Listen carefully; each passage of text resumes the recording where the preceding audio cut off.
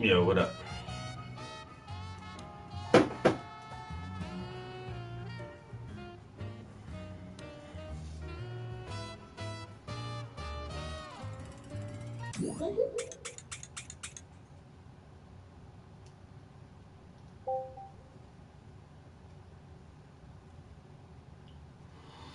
Good morning, good morning. Yes, I was just doing my hair. And while I'm doing my hair, I don't normally watch TV, yo. I really don't watch, like, television programming. So, normally, if I do want to watch something, I'll go to PlayStation Live and just watch people play video games. Just watch somebody streaming some video games or whatever. And so, I'm watching this one guy this morning, and he's playing Battlefield 1, which I have. But I jumped in his stream because his stream title bragged about his KDR. I was like, oh, this guy's good. Let me get in here and see what he's doing. He's a pretty good player. Pretty good streamer too. Constantly talking, staying engaged with his audience and answering questions and thanking people for following his channel and everything like that. A really good streamer. And so he brought up this topic of another gamer that streams on YouTube, this dude named PewDiePie. And if you're in the gaming community, you absolutely know who PewDiePie is. I actually played in a game with him one time on Battlefield 4. And he's like probably the most popular YouTuber out there. He's made tons of money just off of YouTube and then playing video games and shit like that. But he says that PewDiePie was streaming a video game, a shooter. He got shot and killed by an enemy, and he said, "You fucking nigger." And the guy I was watching stream, he didn't say that word. He said, well, PewDiePie said the N-word, and he didn't say it with a AH on the end of it, but he said the ER ending, like the traditional, original N-word. He was like, and that was wrong. I've heard that PewDiePie has said it before, and this is really going to damage his reputation and stuff like that. And he was like, I don't think anyone should ever use that word. That lets you know what kind of person someone is if they get angry, and that's the first word that comes to their mind, instead of saying you asshole or you motherfucker or anything else you can say. The first thing you says is the N-word. I see what kind of person you are. And then he goes on to continue to say, now this is a white dude saying all this. He says,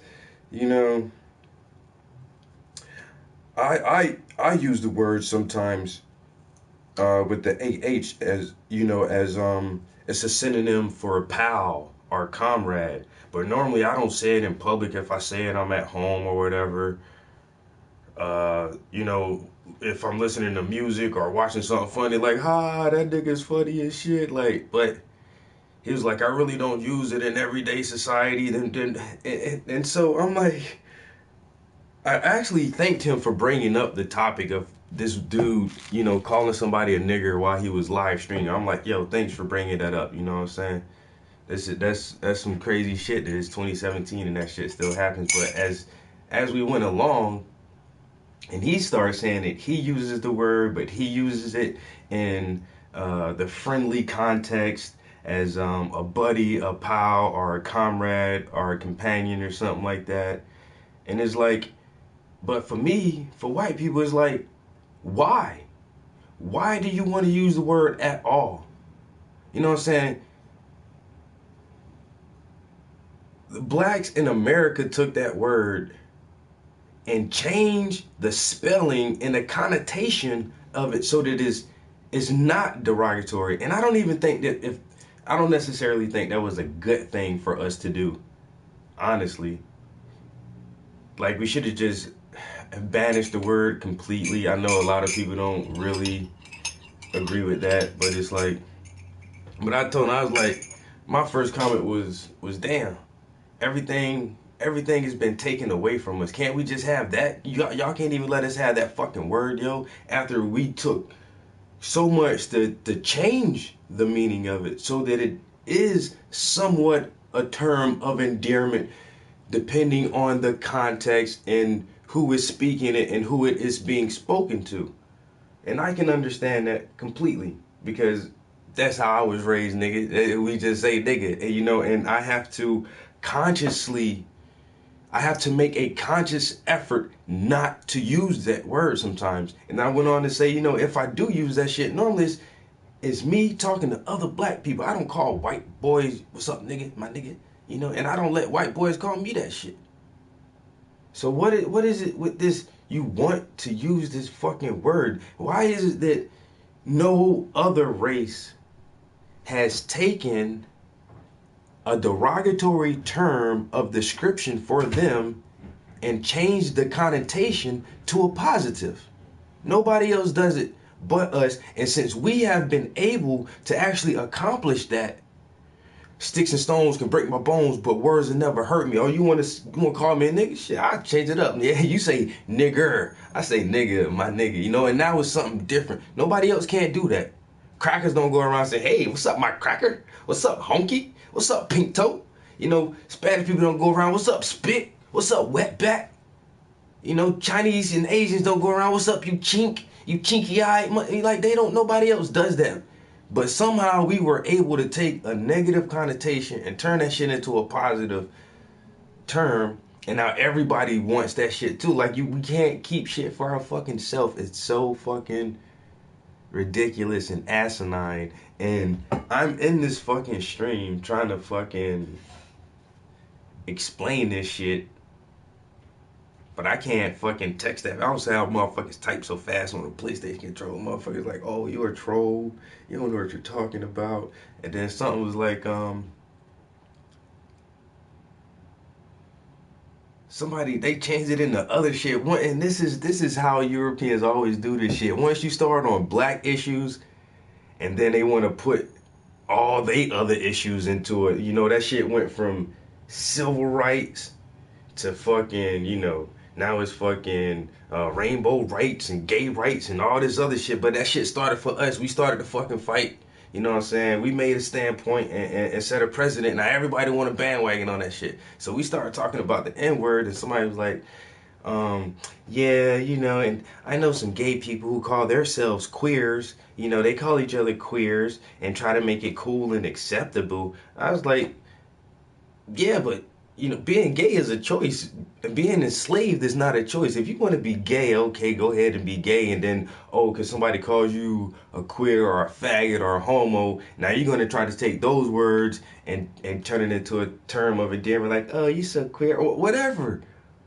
But that's not the same thing as being enslaved and being presented as less than a man and then giving a term to denote your status.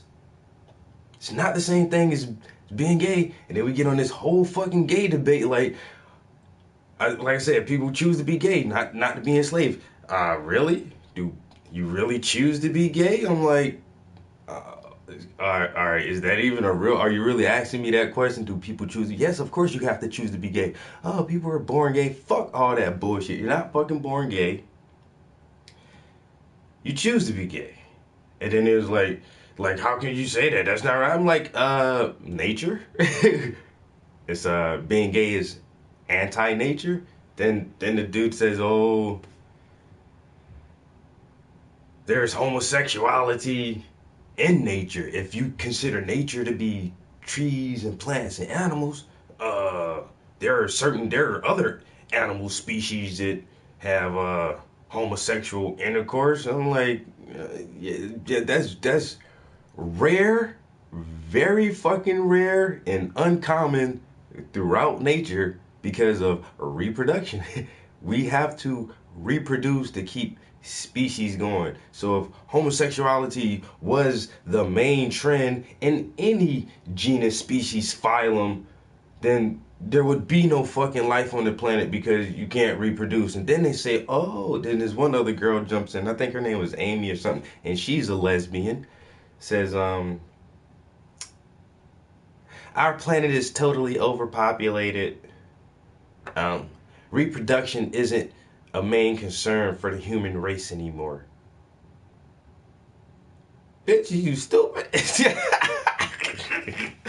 I don't know what the, and then somebody asked me, say, oh, where the fuck have you been living? Under a rock? Where are you from? Motherfuckers kept asking me where I'm from, and oh, you're just a fucking troll. I'm like,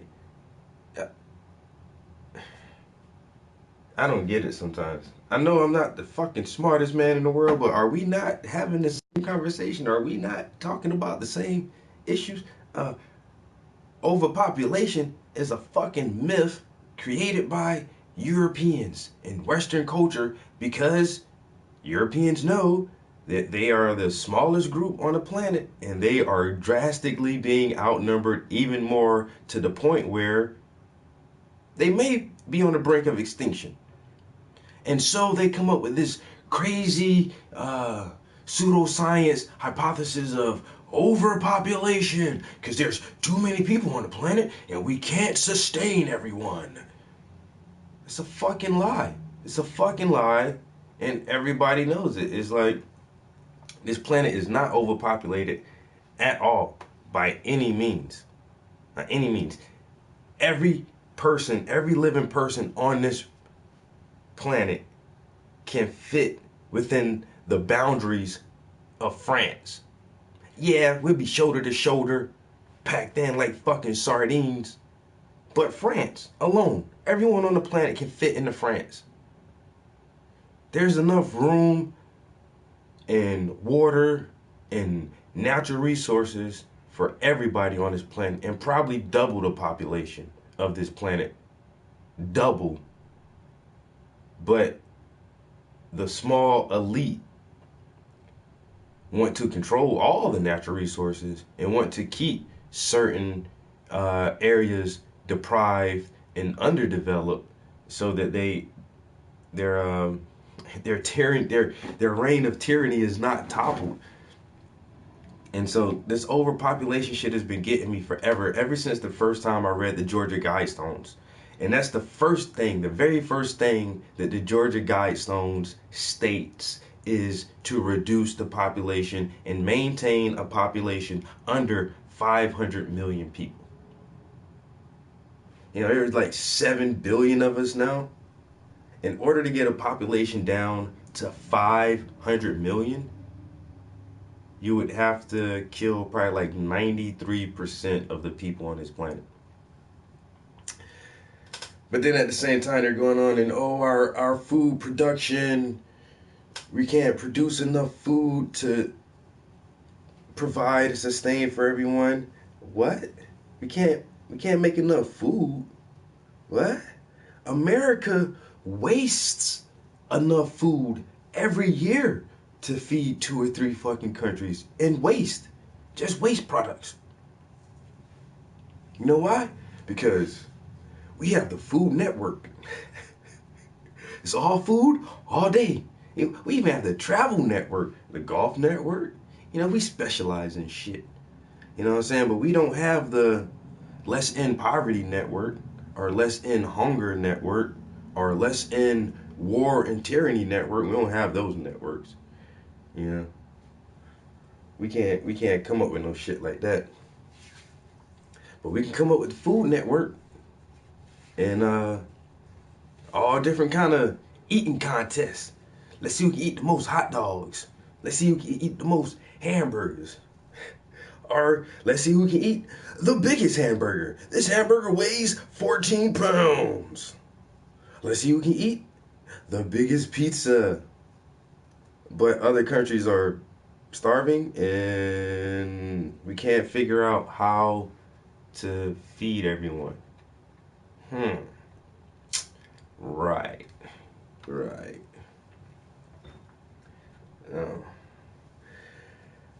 But anyway, I actually invited some people from the other stream into my stream, not trying to steal this guy's fucking viewers or anything, because I hate when people come in my stream and do that, like, yo, watch my stream. But I was getting called a troll and everything, and they're like, oh, you're refusing to answer my questions. I'm like, well, I can't really type that fast. I got like 3 people coming at me. I done missed like 2 or 3 of your fucking questions to start with because I was trying to answer the first question, and now all these other questions then went by. So I was like, y'all know what? Come in my fucking stream. Come in my stream, ask your little questions, and I'll answer them for you. But nobody's coming. You know why? Because they would absolutely rather watch someone play a video game instead of have a serious intellectual debate. Oh, your facts are wrong. You don't know what you're talking about. You have no clue. And they said something like, oh, something about, overpopulation, and we wouldn't have enough fresh water and all this other stuff. And, you know what our major problem is? Europeans and Western culture and their science and technology has almost destroyed our ecosystem because they want to play God and shove nature around and make nature do what it wants to do, and deforestate the fucking planet, goddamn, pollute the fucking oceans, pollute the goddamn air, genetically modify plants and living organisms, and just try to bend nature to their will. You're not fucking God. You're fucking shit up. And then when people call you out for fucking shit up, you're like, whoa, whoa, whoa, look, science says different. Well, it's your fucking science that you came up with. And so you're going to present that shit to us like it's real facts. No.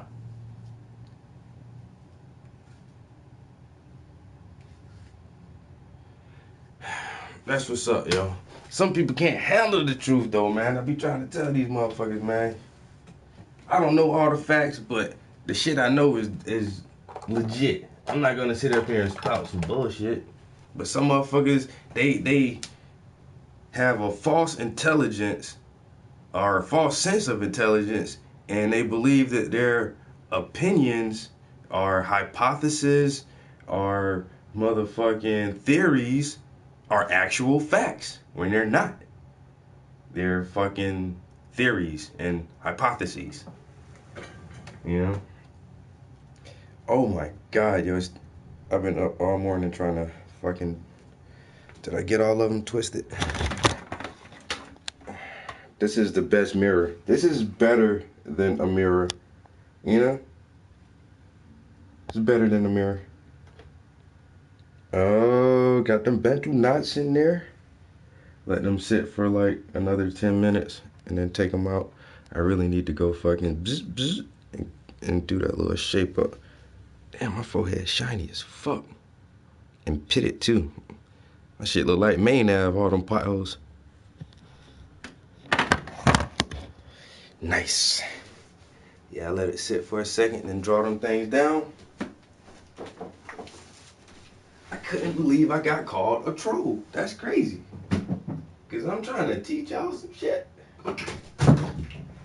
And like I say, I actually commended the dude for bringing up the topic of like, yo, why is this dude going around calling people niggers in this, on the game? I'm like, yo, bro, that's what's up, man. I'm going to follow you. You bringing up good issues. You know what I'm saying? And then all of a sudden, they just turn on me like, because I want to go too deep with the shit. You know what I'm saying? And when they just want to take one step. But you take 2, 3, and 4 steps and the shit get right in your fucking face. Then they're like, whoa, whoa, whoa, back up, black man. Back up, man. You doing too much. Yes, I know. I'm going to always do the most.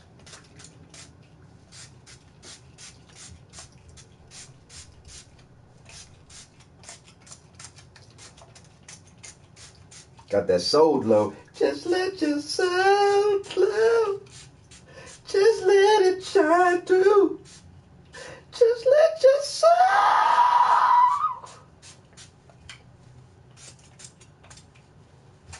Girl, I can sing. I'll be using that shit right there. That Jamaican mango and lime. Ooh-wee. Same thing. This right here is the oil. Lubricates. This is locking wax. Oh yeah, cause I'm about to send off two pieces of art today. One piece is going to Virginia, and one piece is going all the way to fucking Belgium. You know what I'm saying? Cause I'm internationally known. Send this good art out this morning. Get paid for that. Hey, and I'm gonna get paid enough to buy me some rims for the SUV. Oh boy, hey, your boy about to be up in there, son. About to be up in there.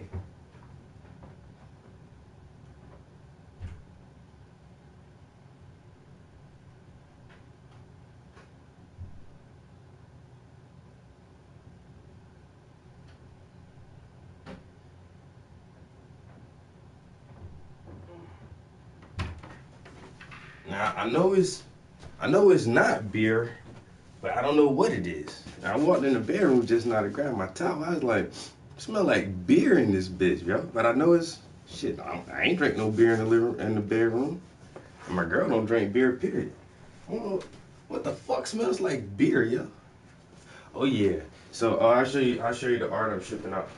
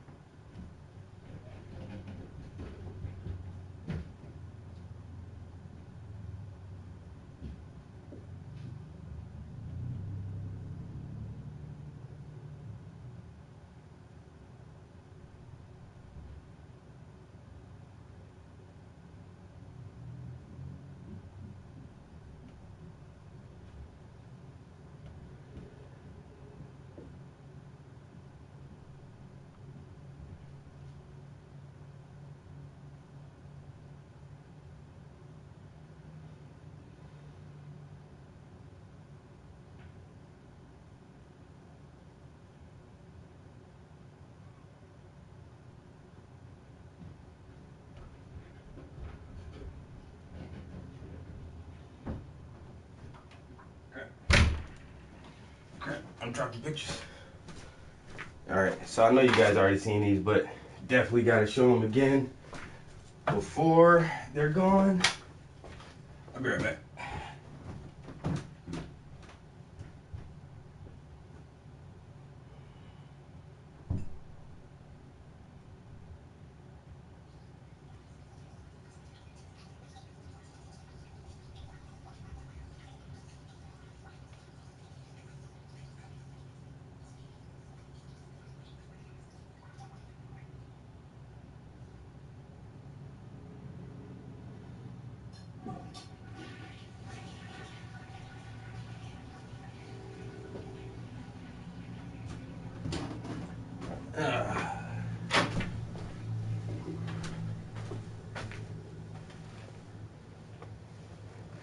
All right, so yes, oh, you see that shine, that good gloss on there. So I varnished this piece 2 days ago. So it's varnished, nice and dry, ready to ship out. This is going to Virginia, and I got the sketch of my homeboy I did, my man JF, and this drawing is going to Belgium. So I get these shipped out today. Definitely like to put some of my cards in there. So you actually, when you get my business card, you actually get a little mini print of one of my favorite paintings on the back and a little painting on the front. So I normally put 2 cards with each. Take the little business cards and just tuck one there. Tuck it there like that. So they can grab them out. Like, oh snap, got some business cards. And then somebody be like, yo, where you get that painting from? Be like, you know what? I got it from this dude right here. You should call him. And they call me and be like, yo, I was talking to my friend. They put me in contact with you. You know what? That's motherfucking awesome. Did your homie put you in contact with me? What can I do for you? Oh yeah, those two came out really good, yo. Alright. Throw the tank top on. Ooh. Probably go ship these out in a minute and head straight to the gym.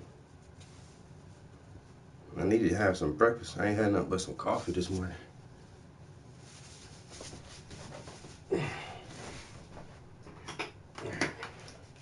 Ooh. All the art supplies and deodorant. Why do I keep my deodorant in my art studio? I have the slightest idea. Old habits. I gotta come in here to smell fresh. Alright. So now I need to alright, ship off some paintings. And later this week I gotta drop it's a rolling paper. Later this week I gotta drop those other two paintings off because I need them at the gallery by the 16th. And I think the 15th is my last day off. So I gotta drop them off before I go back to work. God damn it here. And where's my John at?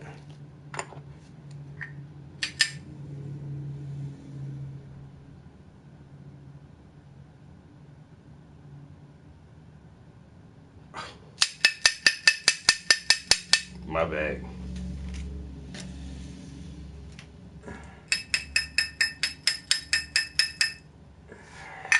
Take no clothes off, just take the shirt off. Damn. My bad. You better not get fired. What you over there doing, girl? Huh?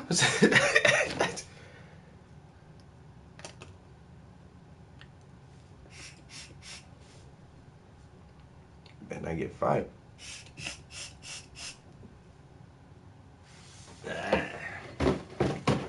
Little blockage.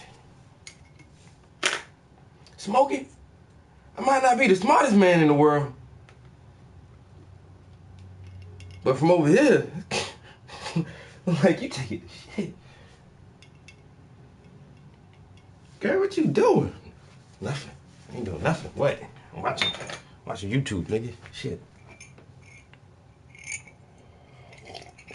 I brought everything up here, but a lighter.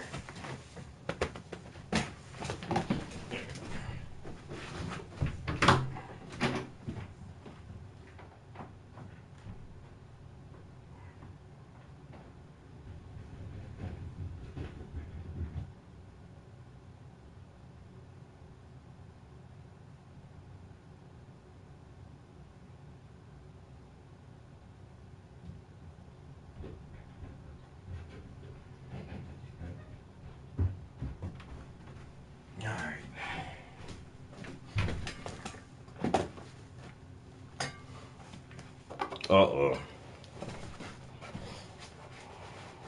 Better go lock that door. Better lock the office though, so nobody don't walk in. I know about them little silver bullets.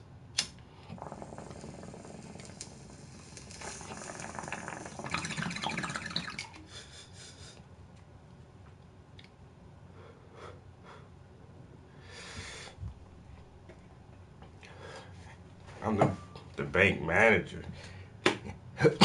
in my office. It sounds like such a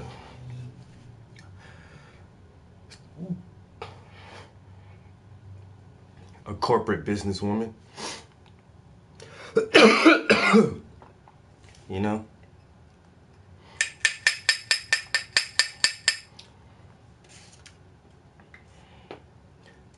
Sound like a career professional. But little do they know, you hood as shit. Gangster than a motherfucker.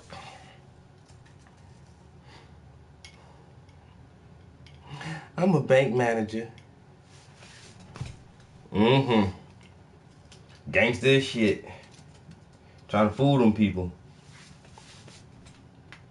Can't fool me. I only fuck with gangster hood motherfuckers, so I know if you fuck with me, I already know what kind of person you is. I can see you right now sitting in your nice little, skirt suit and everything, nice little blouse on. And motherfucker come around, if they can see you listen to me, like, what the fuck is you watching? Oh, nothing. I just check this guy out every once in a while.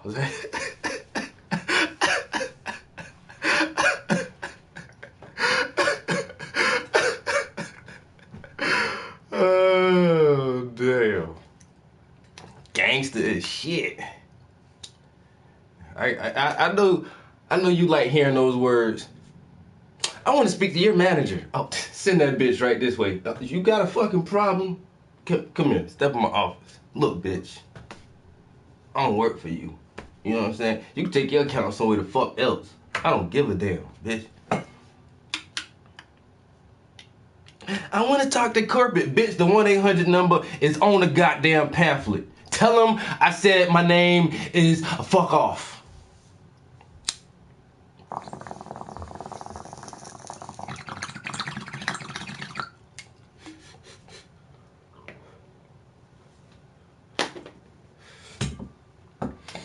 Oh. All right, let's pull these down.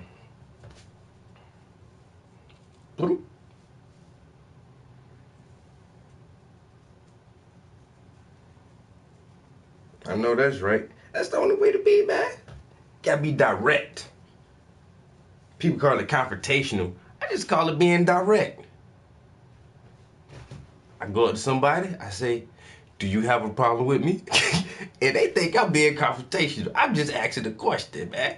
Because if you have a problem with me, you gotta figure out how to solve this fucking problem. Because I don't want no problems. I don't like problems. You know? Shit. I got problem solvers, though.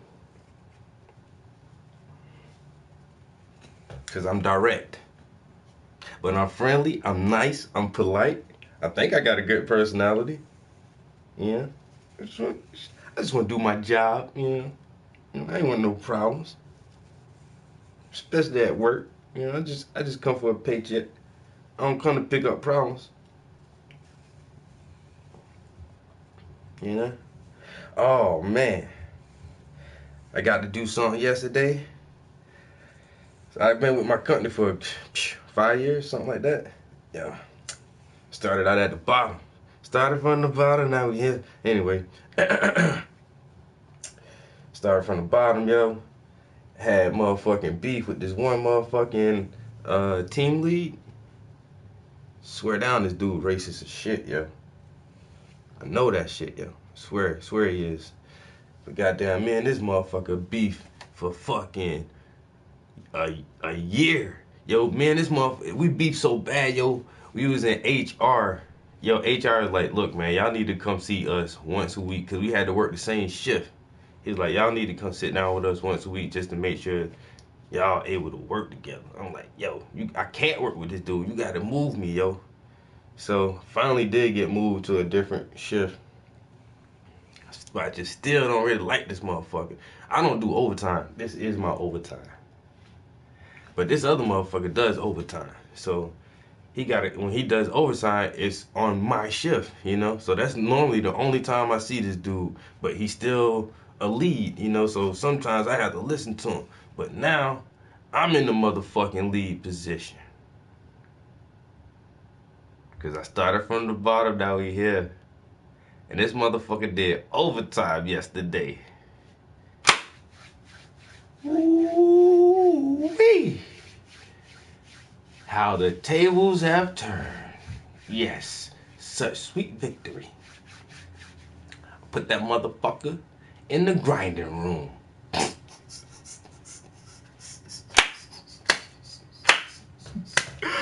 Yeah, because I got a 9 guy crew. Well, really 7 guys, but we had 2 overtime guys. So I got 9 guys, right? I'm dictating everybody what to do. I look right at him. I was like, you and the grinder get material. He just looked like he wanted to say something, but you can't, because I'm in charge. Yo, hell of a, I haven't seen you in a minute, yo. A little bit, a smidget more. Just each time I get a little bit more famous. So I was like here, where you had to be like real close to even see it. So you gotta get real close to see that fame right there. But now it's like enough where you ain't even gotta be like so close. Like you can be this far away and still kind of see it. You see it. It's right there. You see? You can see it. So a little bit more. I'm waiting for that shit to get like this, and then like this, and then like this, and then it's so famous that I can't even measure it anymore, you know? But it'll be there. Ooh, boy. My hair has been the same length for like 3 years, no lie. My hair doesn't, it's on pause. I don't know what is up with my dreads, but they just been basically this length for like 3 years now. And they don't want to grow anymore. So, screw it. Fuck you, hair, you know?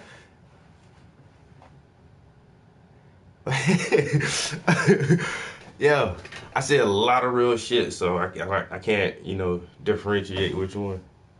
Yo, Jordan, what's good, yo? Yeah, I swear, yo, like, you think it's that short, but then it's like, oh shit.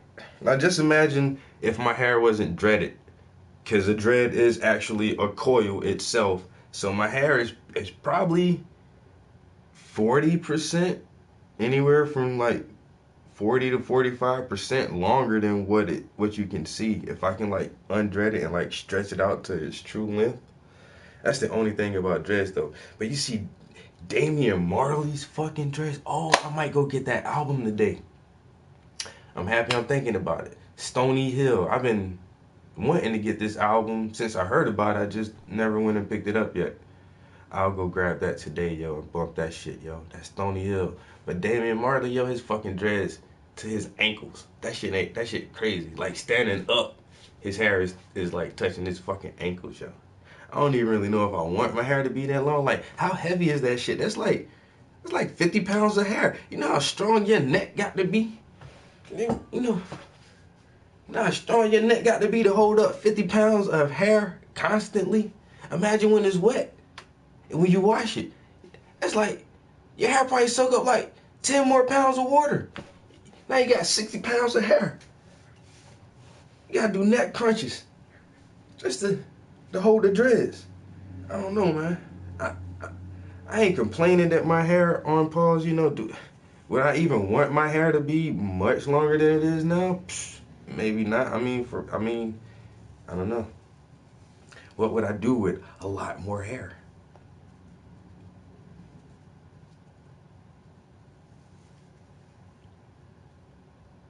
But I mean, like my homie dreads are like here though. Like my shit don't even reach like that.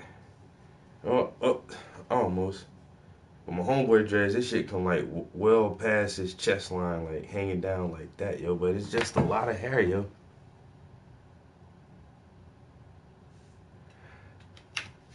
Yo, hell of a.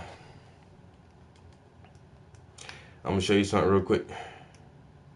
You probably can't be able to see it that well. But I'm gonna go to my YouTube and go to library, go to history.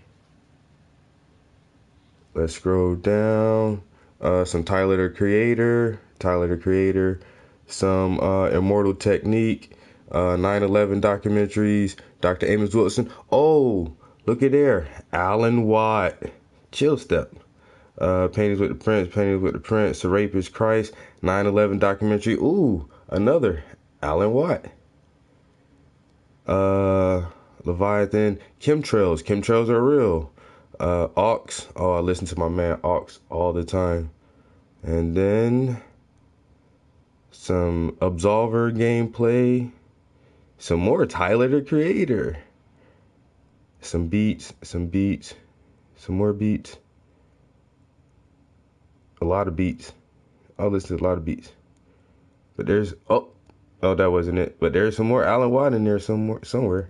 Yeah, dude is Tyler the shit, yeah.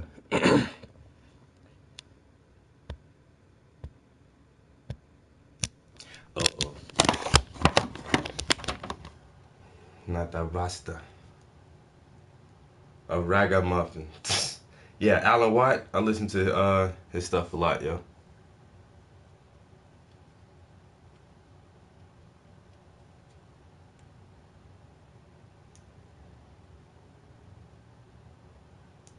Yeah. Looks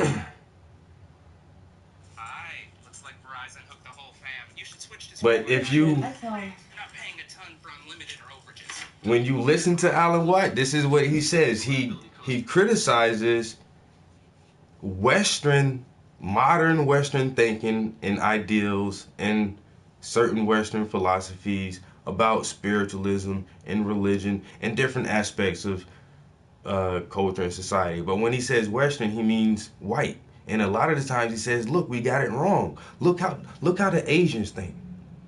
Look how the Buddhists think. And this is their mindset. And this is the mindset that creates their culture and society that they live in. And then look at our Western culture and our Western society. And then he says in his one lecture, he's like, and we've created this massive technology that can alter the physical reality that we live in like never before. What will we do with this technology? Are we going to continue to make weapons and bombs and missiles and guns and tanks and all this shit? Or can we use this shit for something different? And it's because of the Western culture's mentality towards itself and the rest of the world and nature. And he's saying, look, we got it wrong. We're fucking up.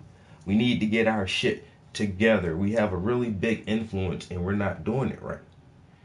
And he's one of the very few people I hear criticize Western culture in such a manner that it doesn't seem like blasphemy. He's like, straighten up and get your shit together, but he's not saying it in a he's saying it in a way that makes sense because he's showing comparison to other ways of thinking,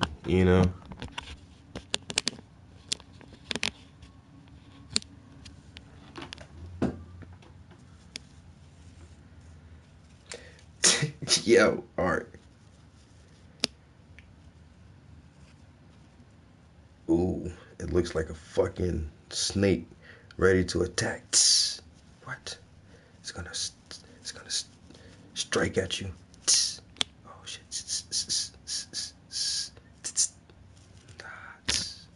And the snake uncoils.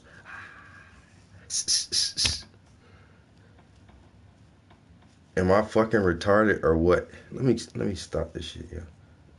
I need to calm the fuck down and grow the fuck up sometimes. Your hair is not snakes, Travis, and you're not the male Medusa. I am the male Medusa. Feel my wrath. I'm sorry. My bad. I'll cut it out. Let me get serious again. Damn it. I might have to delete this video. Shit. Dude, this nigga ain't tripping. He is really tripping this morning. What are those?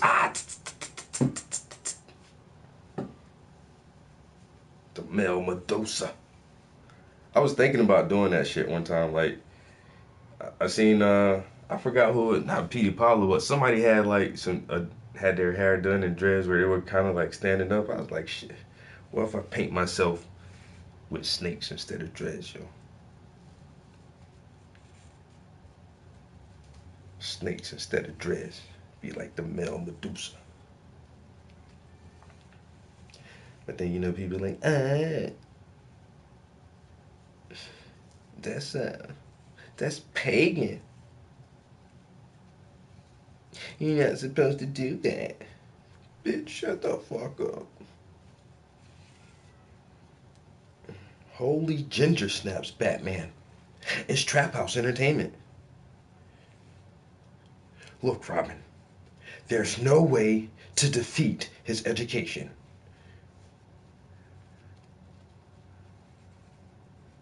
Whoa, boy.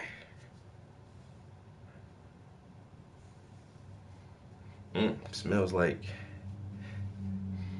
mint. All right, almost done. Damn. Oh, I was gonna play that Alan Watt. Cause he the shit, yo. Dun dun dun dun dun dun. Switch to Sprint Unlimited, $22.50 per month per line for 4 lines.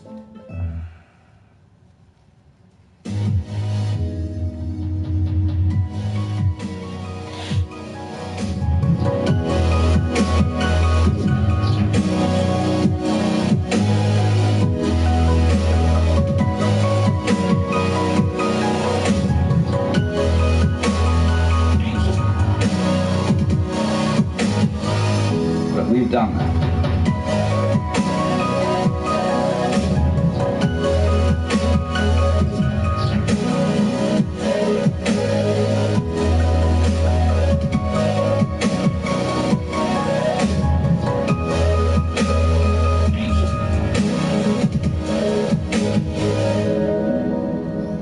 And so to us that is perfectly simple.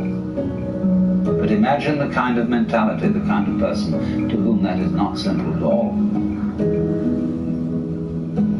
Well, now, in exactly the same way, there is here what I'm trying to explain, a new idea that most people don't assimilate. And that is the idea of the total interdependence of everything in the world.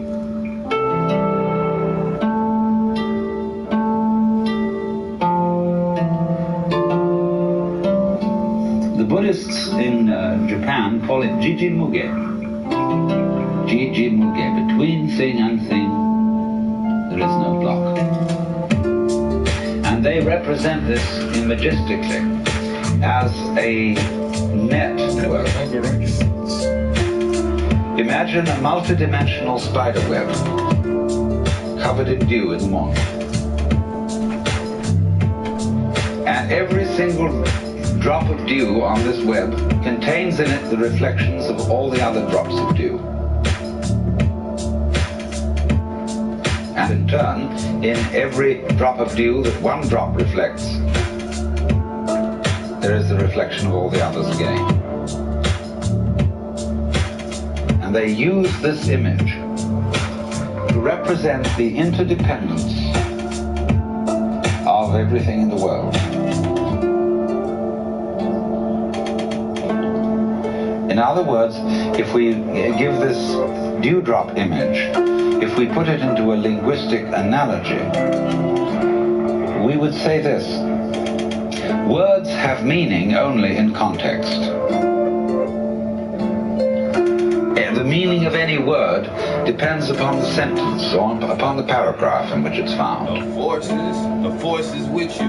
So that if I say, this tree has no bark, that's one thing. And if I say, this dog has no bark, that's another thing.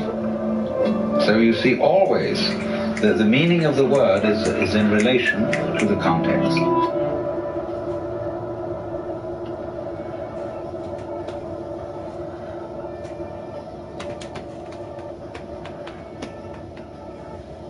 Now, in exactly the same way, the meaning, as well as the existence of an individual person, an organism, is in relation to the context. You are what you are. Sitting here at this moment in your particular kind of clothes, and with the particular colors of your faces and your particular personalities, your family involvements, your business involvements, your neuroses and your everything. You are that precisely in relation to an extremely complex environment. So much so that if, let's take for example this piece of wood that forms a support to the beam out here. Now believe me, this is true. You can see that has little nubbles on it and so on. If it were not the way it is, you would not be the way you are.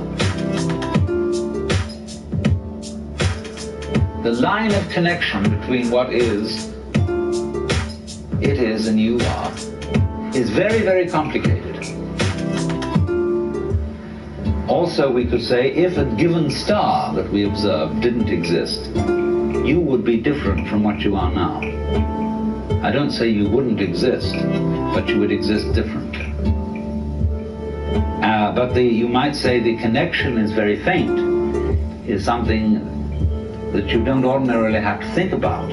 It's not important. But basically it is important. Only you say, I don't have to think about it, because it's there all the time. See, for example, the floor is underneath you all the time. Some sort of floor, some sort of earth. And you really don't have to think about it. It's just always there, it's always around.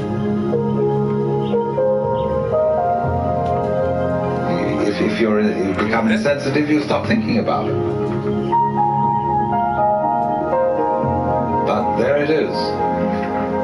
And so in the same way, our subtle interdependence with, mind you, it's not just our plain existence, it's the kind of existence we have is dependent upon all these things. But the fundamental thing is existence is relationship.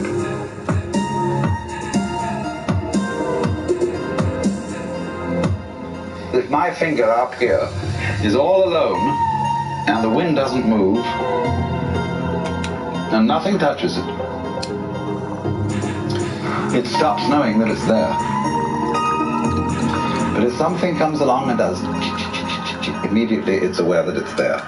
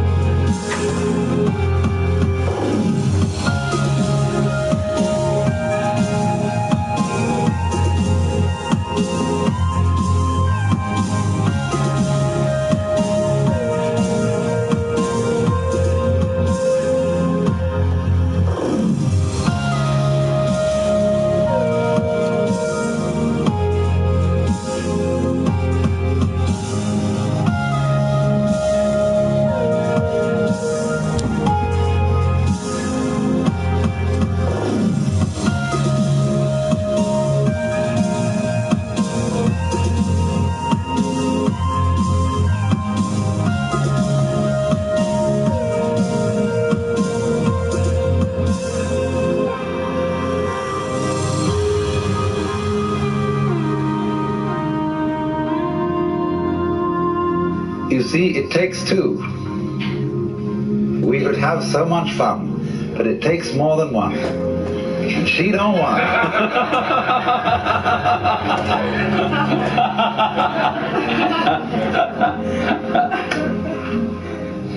But in this way, you see,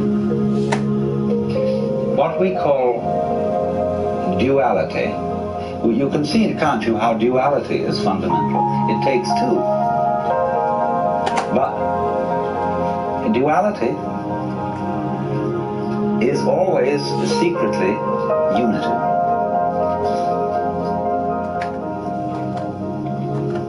Take the contrast between the words we use, explicit and implicit. They're very valuable words. What is explicit? What's on the outside? That's, say, how we come on publicly. Explicitly, we are thus and so. We have a fight. We're in competition, say, in business, explicitly. But implicitly, we've worked this out, that we've agreed in a secret way that nobody knows about, that this competition is extremely valuable to both of us. Take it politically, for example. Let's take the situation of Russia versus the United States. Explicitly, in public, this has to be a big fight. These two ways of life, these two ideologies are opposed. They say, no, we are... But behind the scenes, it's all been carefully worked out. You bet it has. That this opposition has to happen. Because our economy depends on it. And their economy depends on it. And everybody knows this who's got who's smart. But a lot of people who get taken in by the propaganda, and they should be taken in because that makes the thing work.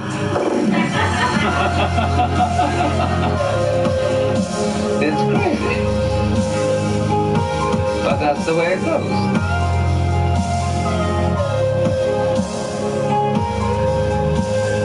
And everything works this way.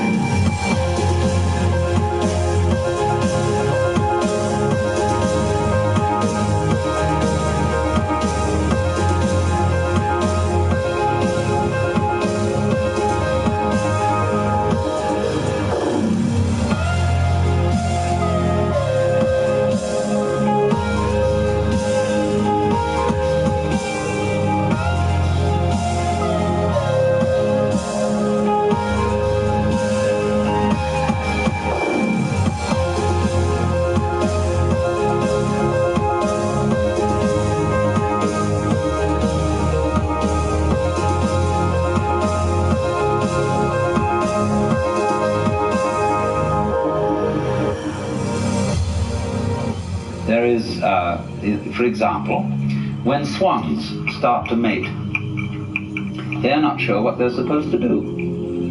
And they begin to fight.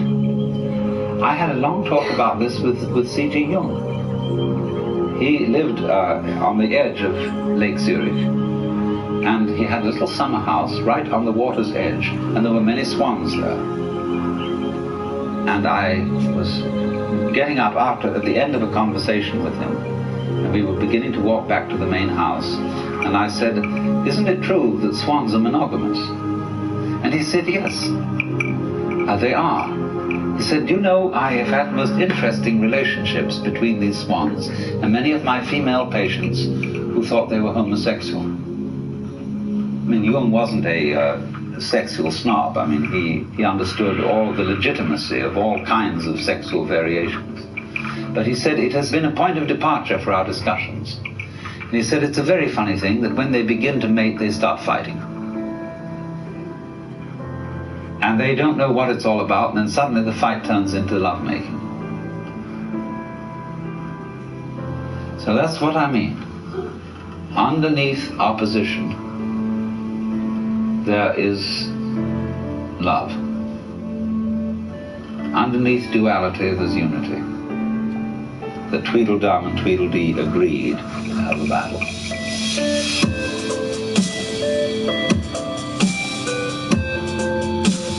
So, you see, here's that weaving principle. The things hold together by over, under, over, over, under, over, under, over. And that creates a stuff, it creates a fabric, it creates clothing, it creates shelter, it creates what we call matter. Matter. And also the same word, maya, illusion.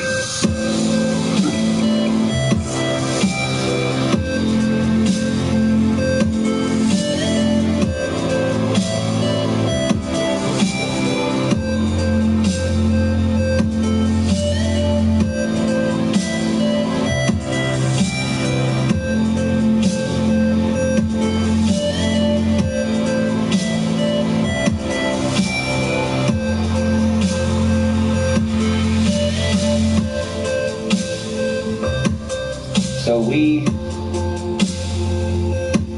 go with the whole thing, interdependent. We don't live in an environment which is just rock, just air, just atmosphere and so on. The environment's only like that when we think about it analytically and try to explain it. But when we think of it isn't just rock and air, see, but those things go together. When you see the intervals, the significance of the relationships between these things, once you spot that, you spot how everything goes with the thing, but you are one end and that out there is the other end, and they really go together, then you may be said to be living a harmonious life.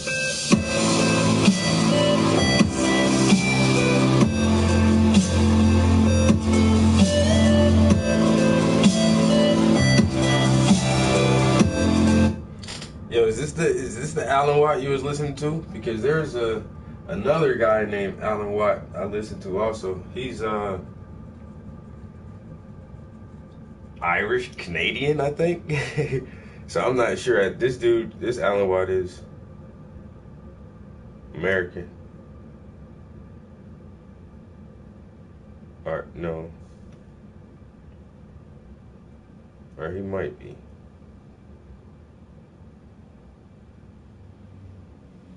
But there's two different guys who have the same name. But one of them is more of like, he talks about spiritual stuff. This dude, the other guy talks about conspiracies, like global conspiracies and shit.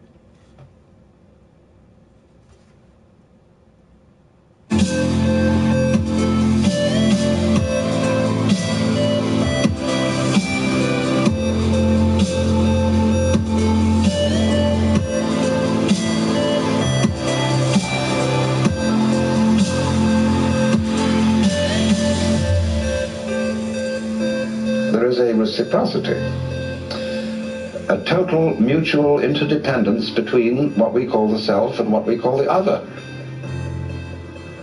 That's the warp and the woof.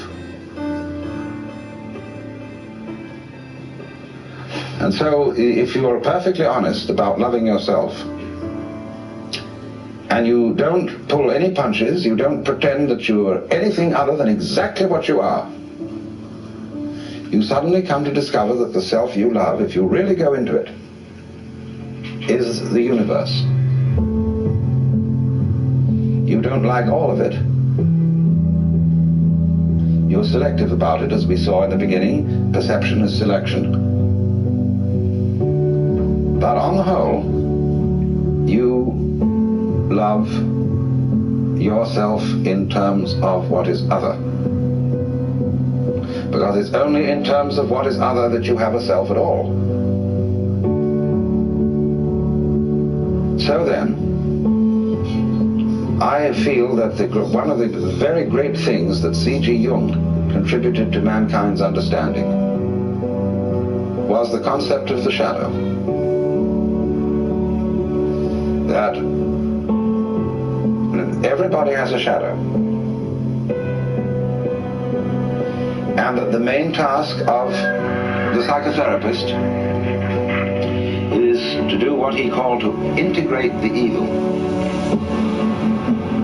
to, as it were, put the devil in us in its proper function. Because you see, it's always the devil, the unacknowledged one, the outcast, the scapegoat, the bastard, the bad guy. You see, the black sheep of the family. It's always from that point, which we could call the fly in the ointment.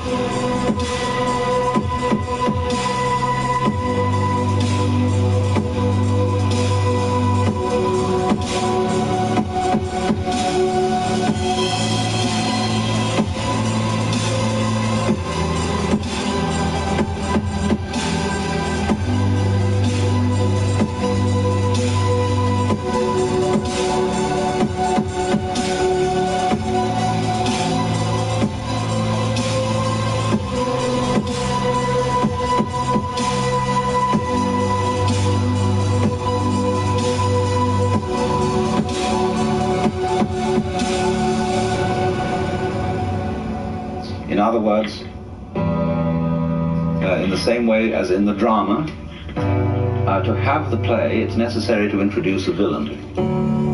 It's necessary to introduce a certain element of trouble. So, in the whole scheme of life, there has to be the shadow. Because without the shadow, there can't be the substance. So this is why there is a very strange association between crime and all naughty things and holiness. But you see, holiness is way beyond being good. Good people aren't necessarily holy people. A holy person is one who is whole, who has, as it were, reconciled his opposites.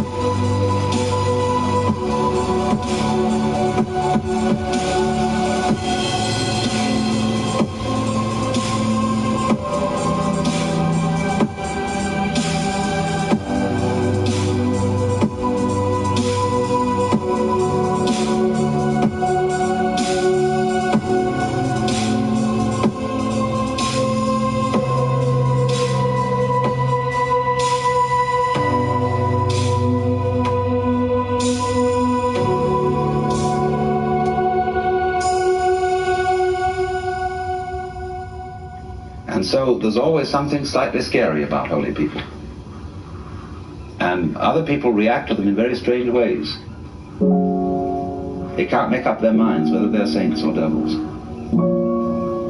And so holy people have throughout history always created a great deal of trouble. Take Jesus, for example. The trouble that Jesus created is absolutely incalculable. Think of the Crusades, the Inquisition, heaven only knows what's gone on in the name of Jesus. Very remarkable. Freud's a big troublemaker, as well as a great healer. It all goes together. So the holy person is scary, because he is like the earthquakes, or better still, he's like the ocean. See the ocean on a lovely sunny day, you can say, oh, isn't that gorgeous? And you can go into it and relax and float around. But boy, when the storm comes, does that thing get mad and terrifying. So there is in us the ocean, you see. And Jung felt that the whole point was to bring the two together. And by a kind of fantastic honesty, to penetrate one's own motivations to the depths.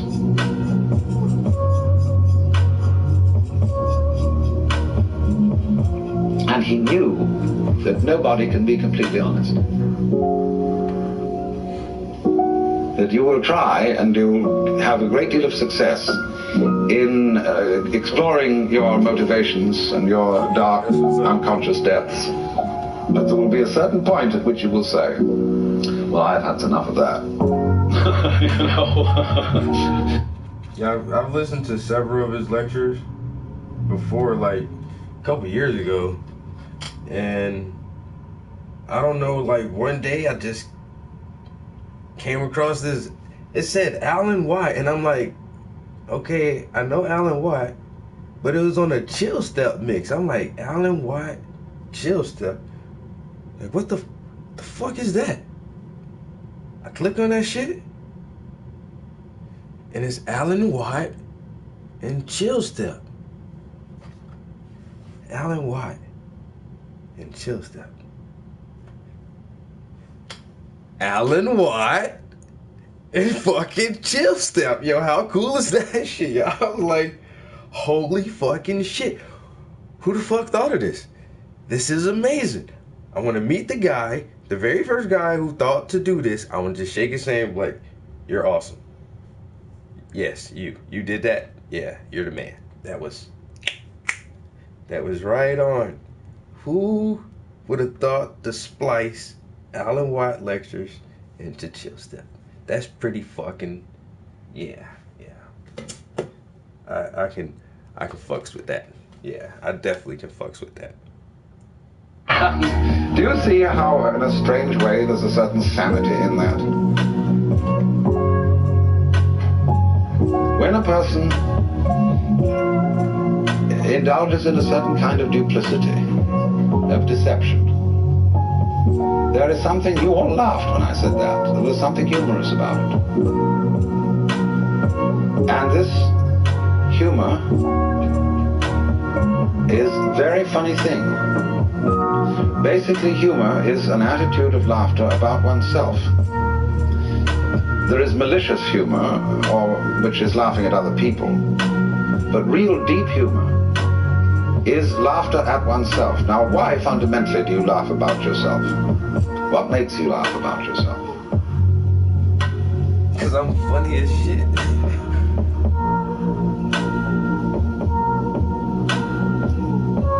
Isn't it because you know that there is a big difference between what goes on the outside and what goes on the inside?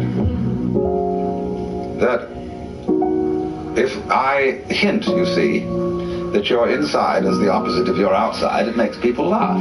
If I don't do it unkindly. If I get up in the attitude of a preacher and say, you're a bunch of miserable sinners and you ought to be different, nobody laughs.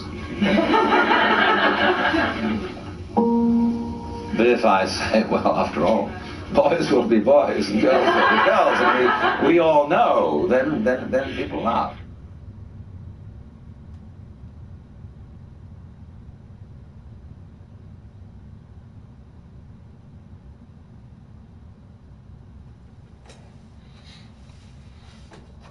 Yeah, there's a couple of these Chill Step mixes. You know what? I just had a bright idea. Damn.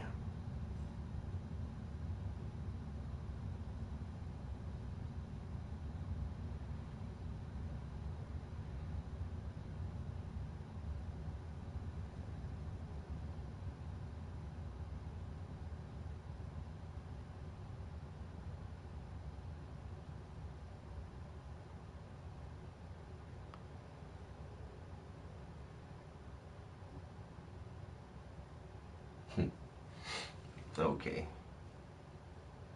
Oh, shit. I got excited. Put paint where paint wasn't supposed to go. Damn.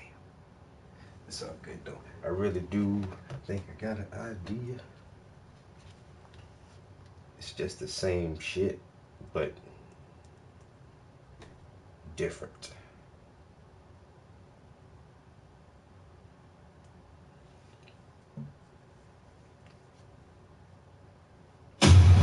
Help you. You will never forget. Yo, Mother. God, Make what up? them go. A head trip so extreme, it should carry a health warning. The most WTF movie of the year. What was it, Tess? Mother. Rated R. Wait.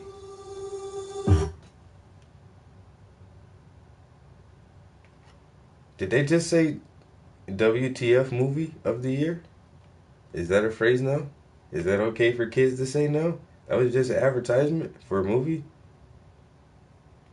And so if I had a 7-year-old here, so say I got my 7-year-old listening to Alan Watts, trying to be all educational and shit, and then the commercial comes on for a movie advertisement, and it says it's going to be the most WTF movie of the year.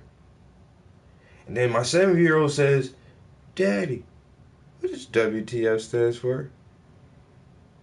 And then I'm thinking to myself, like, what the fuck just happened? And then I don't want to tell her that stands for what the fuck. And then she's going to be like, you know, that's weird just now. Like, I don't know. And it almost slipped by me. That's how they do it so fast. The most WTF movie of the year. What?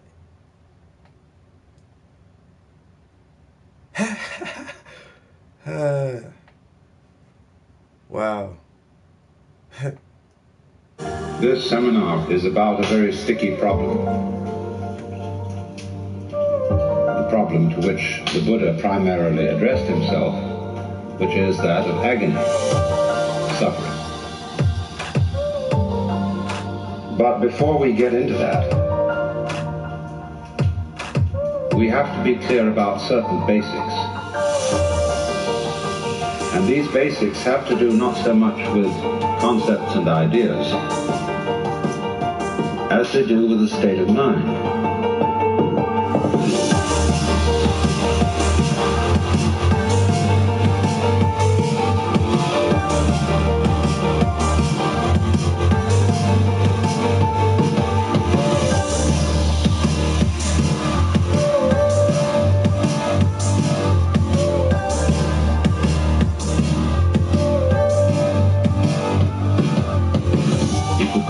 A state of feeling, a state of sensation, a state of consciousness, and we need to understand that, even be in that, before we can really go very far. And this is an extraordinarily difficult state of mind to talk about, even though in its nature it's extremely simple.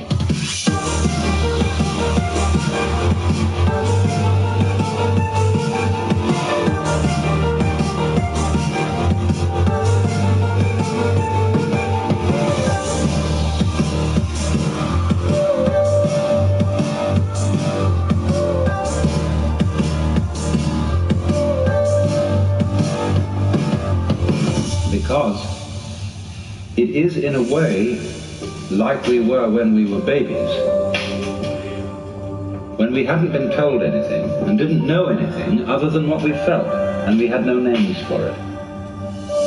Now, of course, as we grow older, we learn to differentiate one thing from another, one event from another, and above all, ourselves from everything else. Well and good.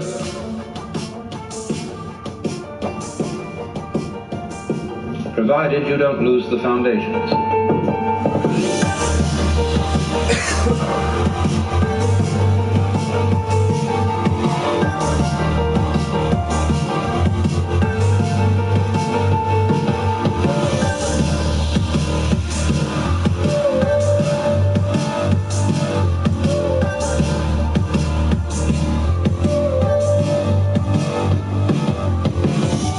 Just as mountains are differentiated, but they're all based on the earth, so the multiple things of this world are differentiated, but they have, as it were, a basis. There is no word for that basis, not really, because words are only for distinction.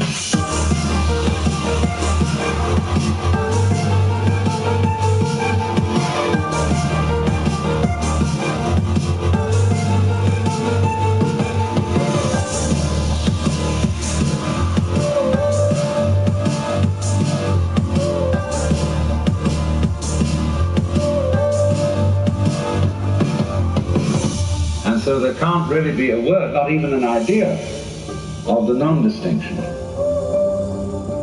We can feel it, but we can't think it. But we don't feel it like an object.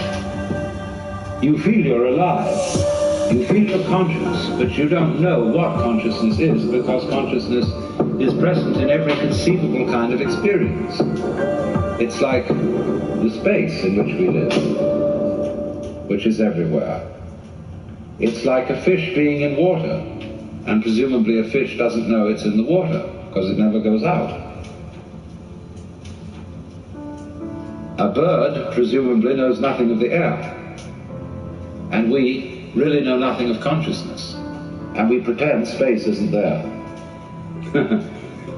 So, However, when you grow up and become fascinated, which is really the right word, spellbound, enchanted, by all the things that adults wave at you, you forget the background. And you come to think that all the distinctions which you've been learning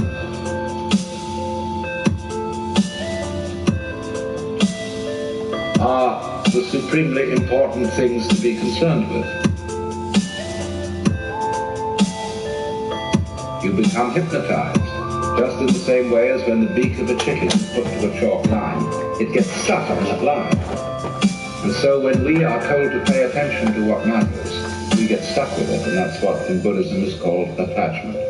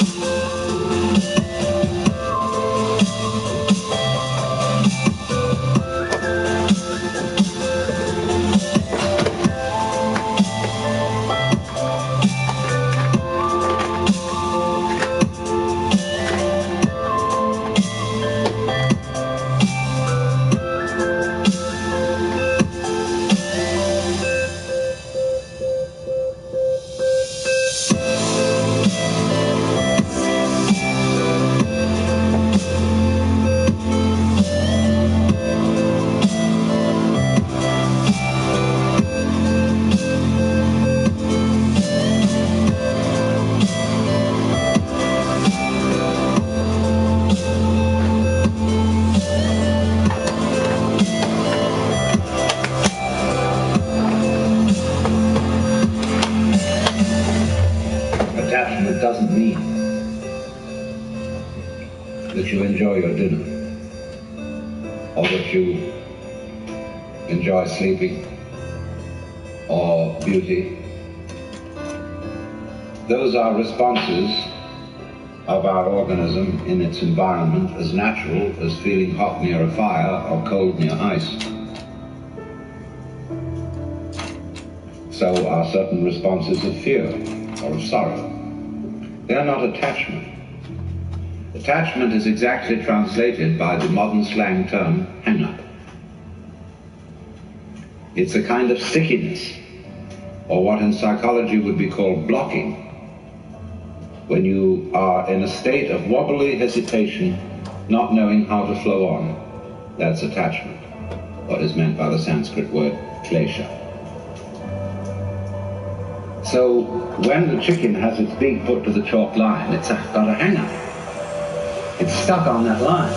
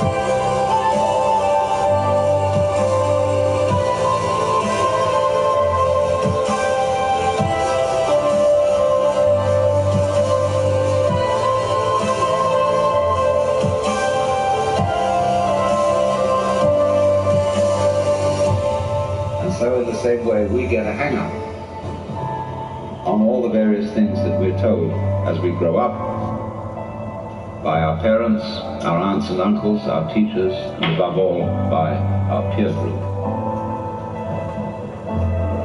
And the first thing that everybody wants to tell us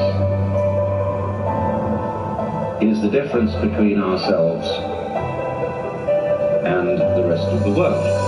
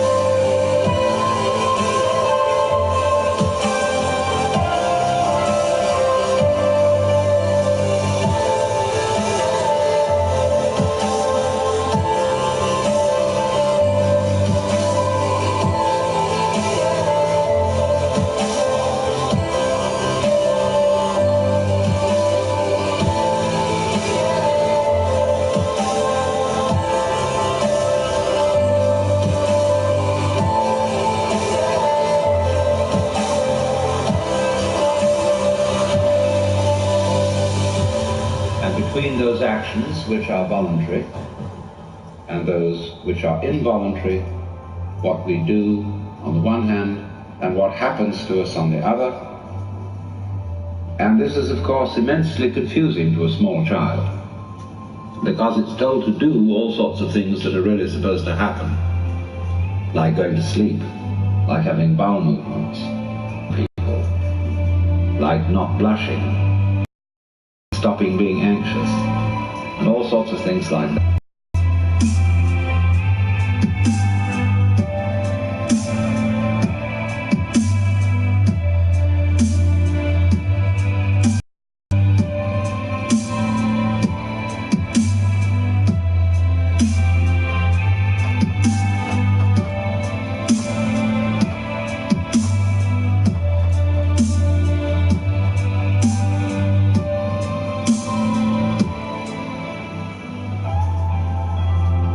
So what happens is this.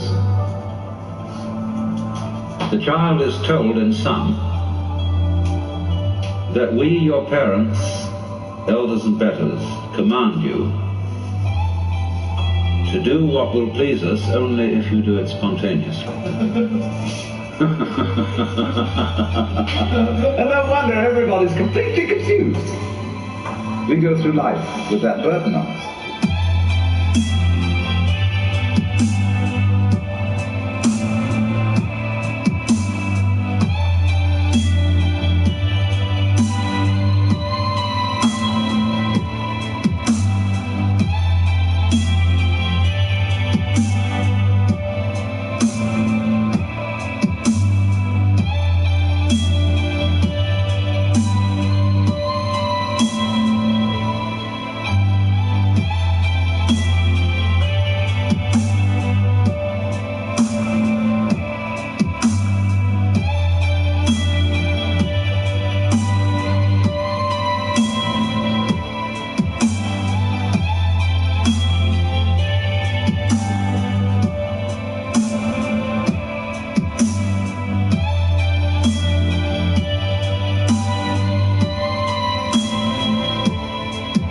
We therefore develop this curious thing. We develop a thing which is called an ego. Now I've got to be very clear to you what I mean by an ego. An ego is not the same thing as a particular living organism. From my philosophy, the particular living organism, which is inseparable from a particular environment, that is to say, from the universe as centered here and now, there's something real. It isn't a thing. I call it a feature of the universe.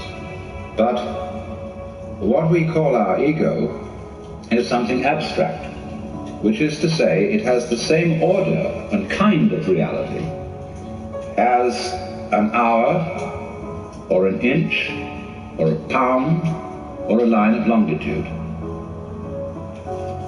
It is for purposes of discussion. It is for convenience. In other words, it is a social convention that we have what is called an ego.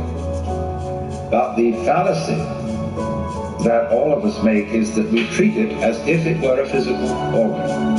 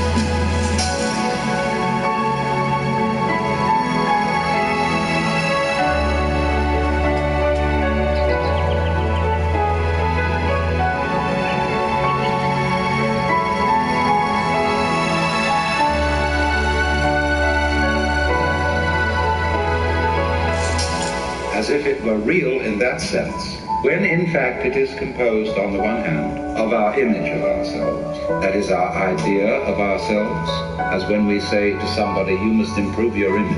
Now, this image of ourselves is obviously not ourselves, any more than an idea of a tree is a tree, any more than you can get wet in the word water. And to go on with, our image of ourselves is extremely inaccurate and incomplete. Would that some God the gifted ears to see ourselves as others see us. We don't.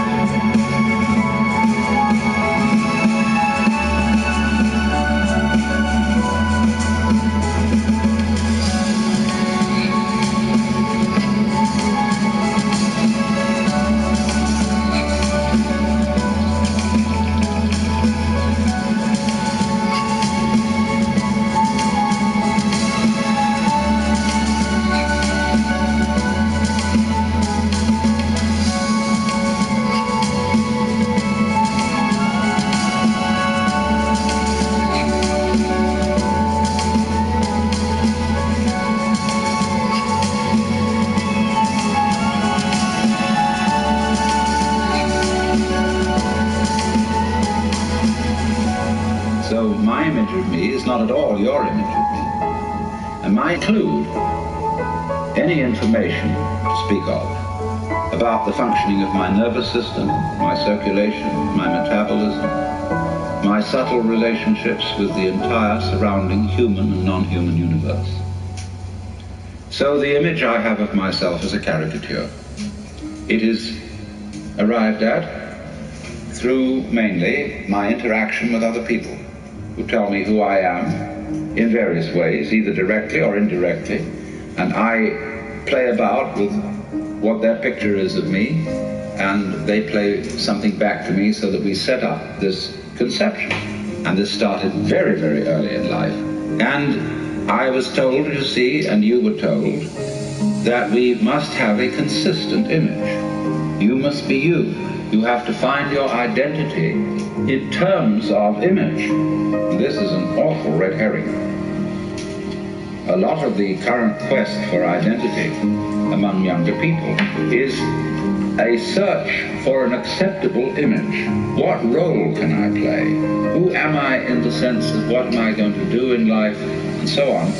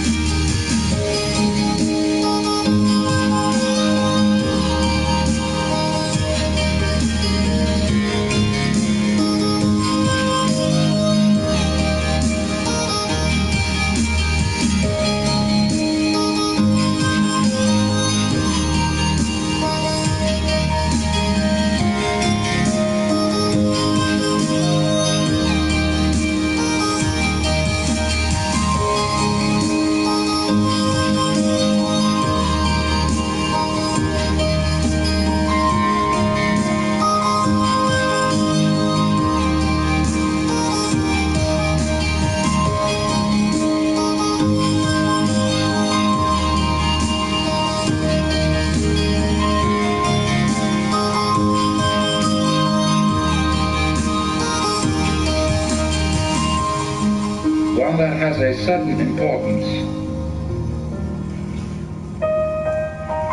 If it's not backed up by deeper matters, it's extraordinarily misleading.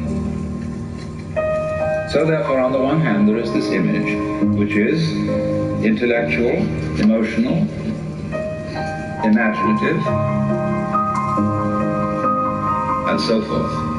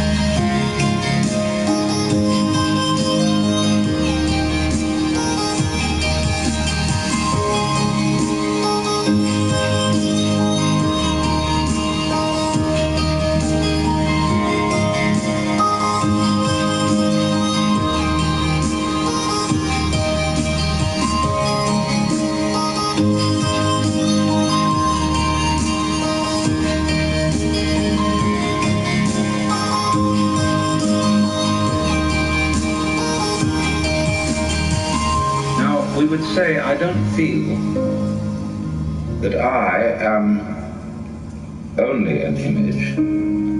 I feel there's something more real than that, because I have a sense of there being a particular sort of, how do we say, a center of something, some sort of sensitive core inside the skin. And that corresponds to the word I. Let's take a look at this. Because the thing that we feel as being myself is certainly not the whole body. Because a lot of the body can be seen as an object.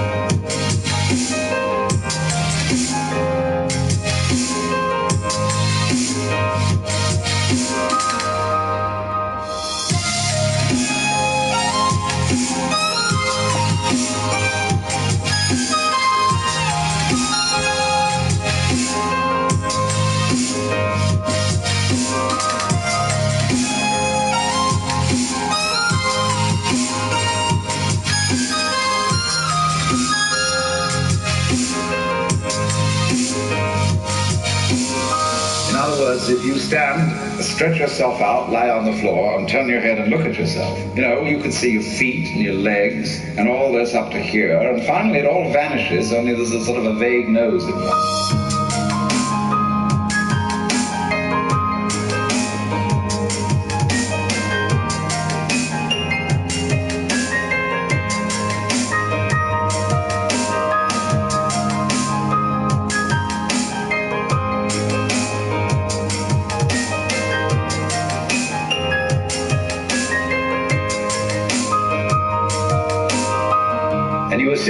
head because everybody else does.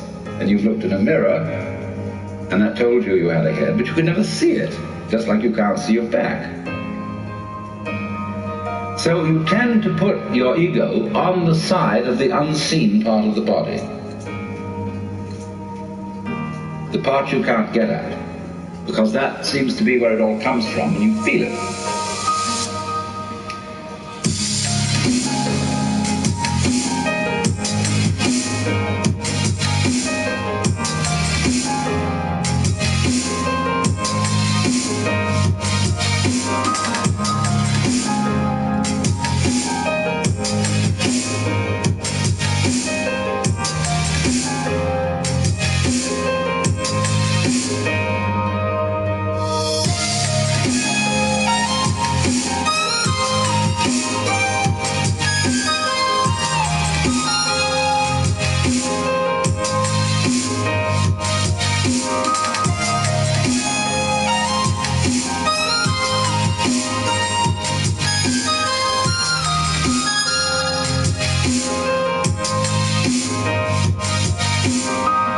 What is it that we feel? Because if I see clearly and my eyes are in functioning order, the eyes certainly are not conscious of themselves.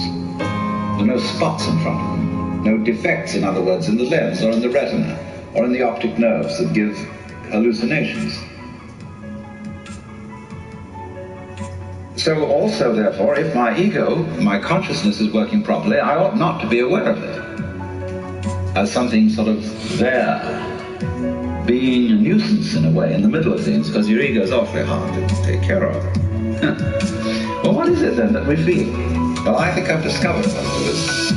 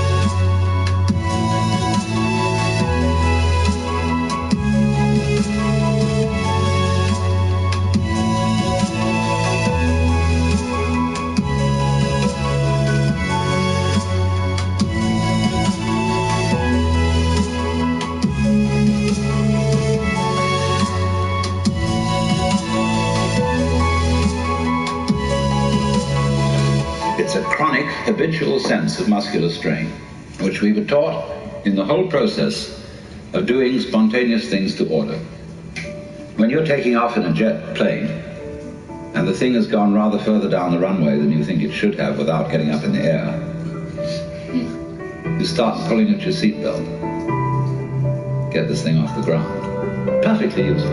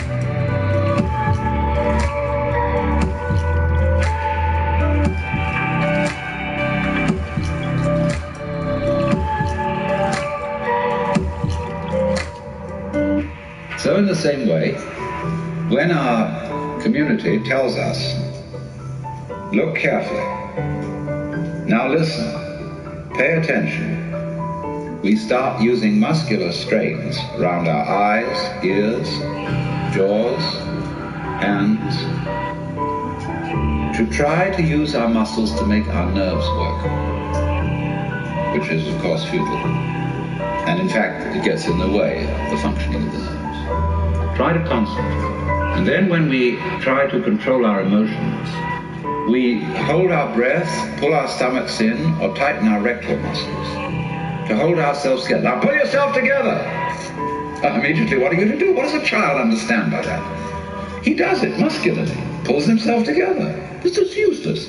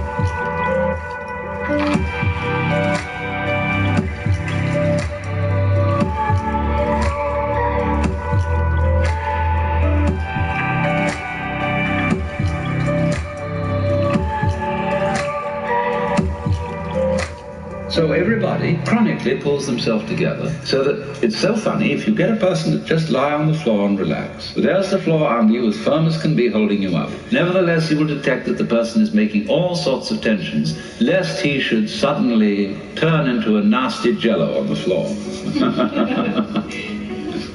So that chronic tension, which in Sanskrit is called sankocha, which means contraction, is the root of what we call the feeling of the ego. So that in other words, this feeling of tightness is the physical referent for the psychological image of ourselves.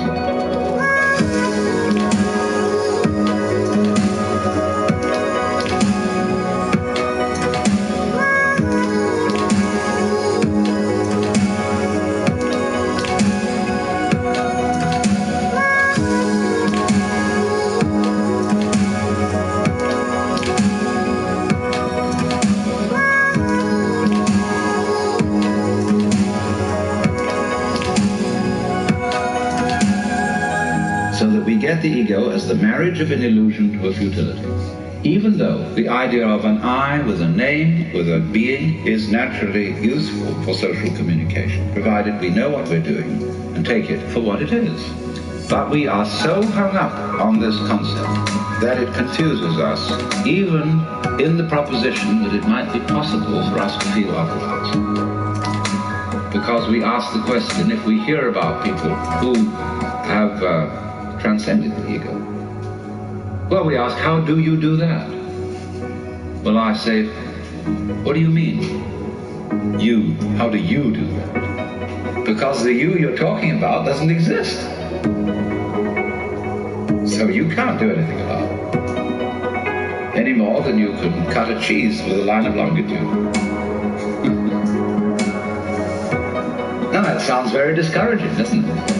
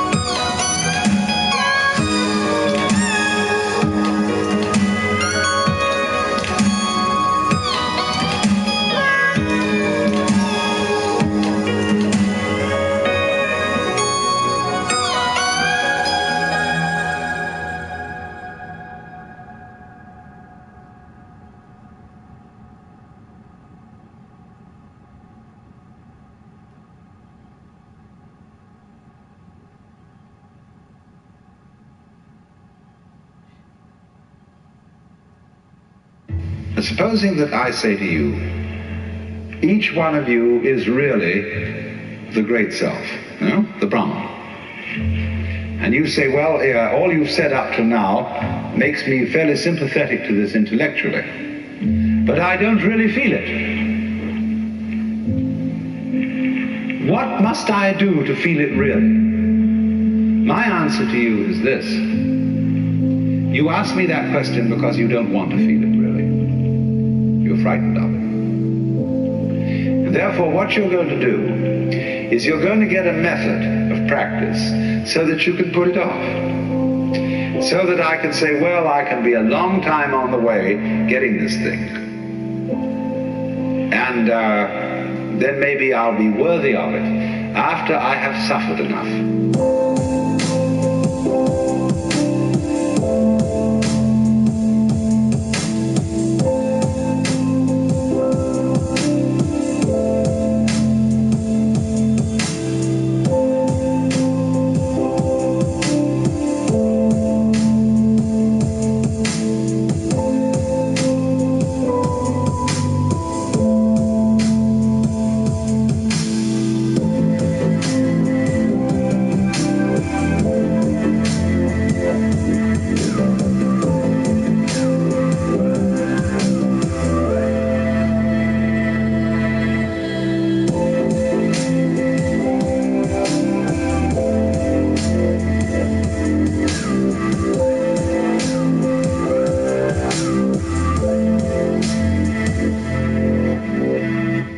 Because we are brought up in a social scheme whereby we have to deserve what we get. And the price that one pays for all good things is suffering. But all of that is precisely postponement because one is afraid here and now to see it.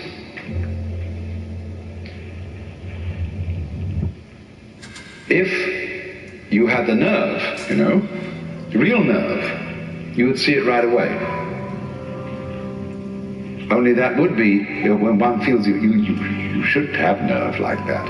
Why, that would be awful. That would be, that wouldn't do at all. Because after all, I'm supposed to be poor little me. And I'm not really much of a muchness. And I'm playing the role of being poor little me. And therefore, in order to be something great, like a Buddha or a...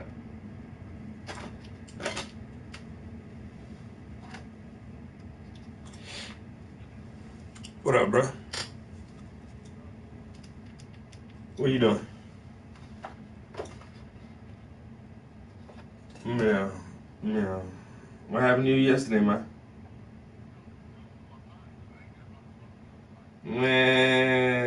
When?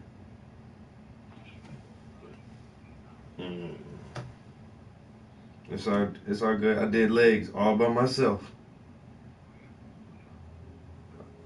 Hey man, I'm painting. I'm doing my show, man. I'm a businessman. I'm live on camera, man. I'm about to end the stream though, cause I gotta run some errands, and I was about to go to the gym anyway. I don't know, like an hour or so. Hey man, you gonna go for real, man?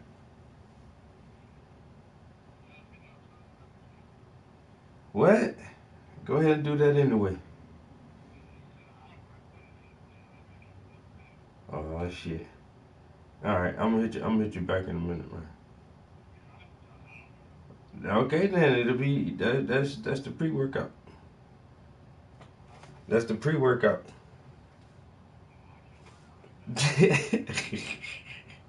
All right, man. Let me get a camera, man. Huh? Oh yeah. No, I don't see him no more. Yeah, I don't be seeing him in there no more. Hey man, I'm live on camera, man. Let me holler at you in a minute. Oh. Jivan Mukta, one liberated in this life. Yo, now my homie tell me. I ought to suffer for it.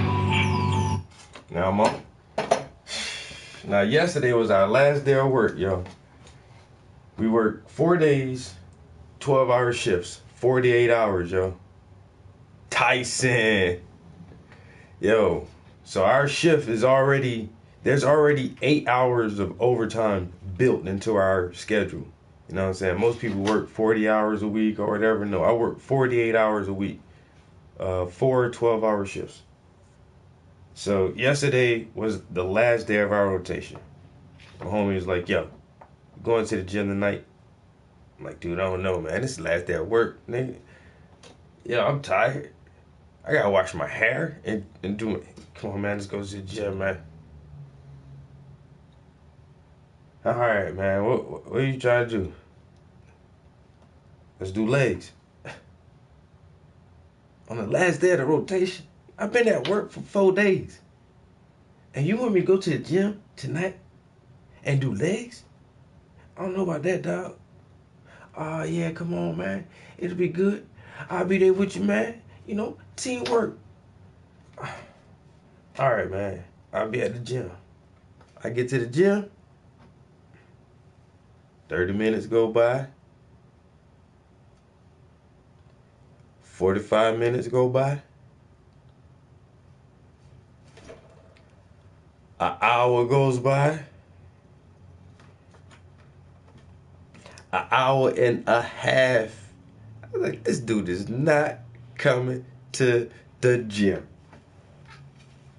Man, I was in the gym like an hour and 35 minutes. I was like, man, I'm getting the fuck out of here. Go home.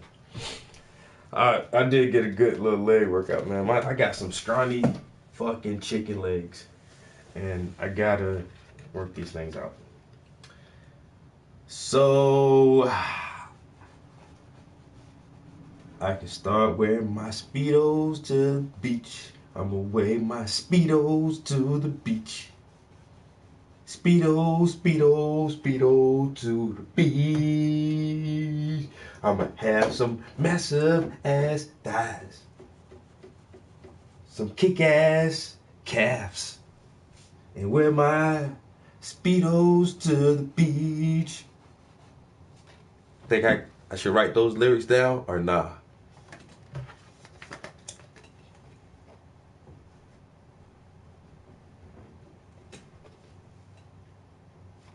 I'm gonna have to get those. I think I need to write those lyrics down. Wear my Speedos to the beach. I'ma have massive ass thighs and kick ass calves. Yeah. That sounds like a winner right there.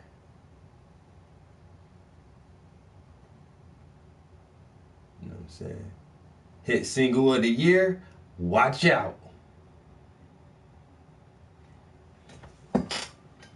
Number 1 on the top 40 is, for the 3rd week in a row, Speedos to the beach, Trap House Entertainment. Yeah, Trap House been coming up over the years, man. He's doing some real good stuff, man. I heard that dude vegan now, you know? That's what it is. Oh, I just got fucking paint on my fucking workout pants. Damn. That's why I wear my damn gym shit in the goddamn studio. Because I get paint on everything.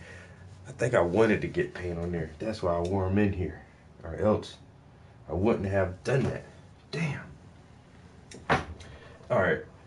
Whoa. Almost knocked the light down. Because my easel's so fucking tall. Look how tall my... It's to the ceiling. Man, you know how big of a canvas I can do on this thing? Not big enough. I need me a side of a building. Don't knock the light down, easel. I need that light.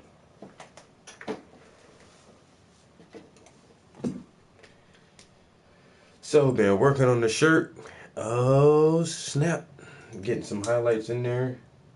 And up next is the book. But I think this might be dry. Dang, man. That one still has paint coming off. I cannot believe. Whoa, really? I can't believe how wet that canvas is. I mean, it's just, paint is just coming right off of it. Damn.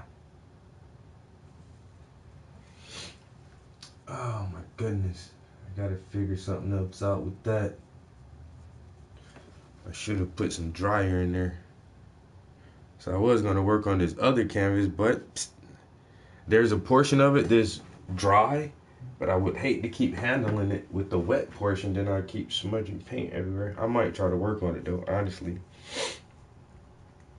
It's just that turquoise blue, those blue colors will not fucking dry. Alright, so yeah.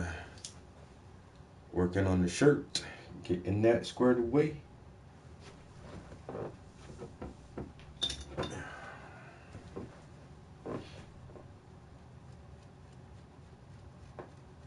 This piece has been a long time in the making, yo. I swear. But what I'm gonna do now, guys, Tyson. You know this dude from New York, yo?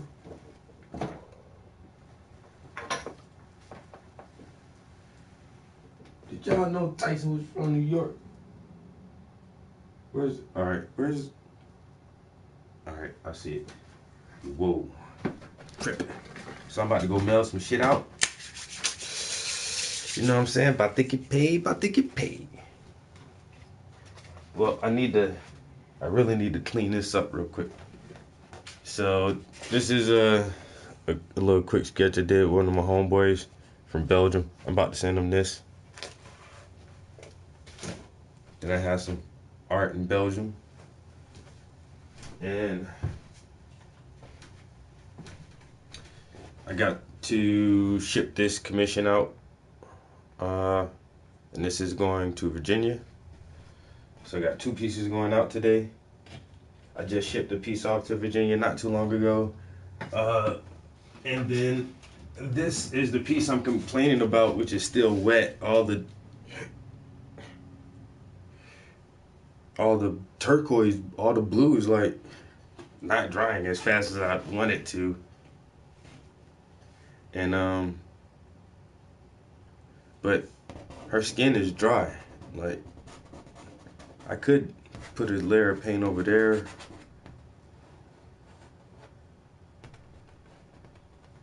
Even her dress is dry. Like, everything is dry except the circles. Her hair. Her hair is still kind of tacky. But I could actually put a second layer. Watch out, blue. God damn it. See, check this. This is how wet this paint still is. Oh, that's actually dry right there. Oh, damn. See, that's one of them. That shit is crazy.